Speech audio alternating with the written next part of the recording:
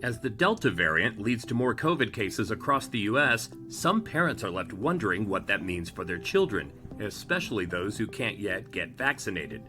Until the vaccine is available to children, it's important that parents mitigate transmission. The science shows the risk of severe illness from COVID is extremely low for kids. According to the American Academy of Pediatrics, over 4 million children under the age of 17 have tested positive for COVID.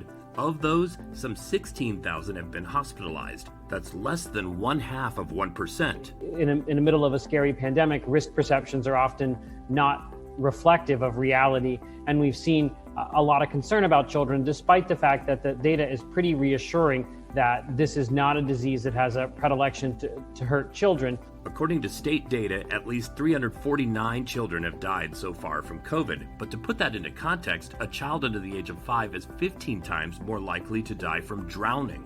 That doesn't mean that it's zero, but it does mean that it's a risk that is much lower than everyday risks that children take in their lives. Currently, the Pfizer vaccine is approved for children over the age of 12, with the head of the FDA saying vaccines for elementary age kids might come as early as this winter. You have to remember that COVID-19 is not going anywhere. We've got to find a way to be able to live our lives and flourish in the midst of it. And I think the vaccine is an important component of that.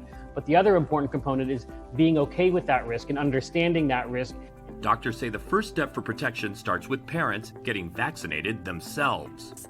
Getting vaccinated is the best way to protect yourself and others.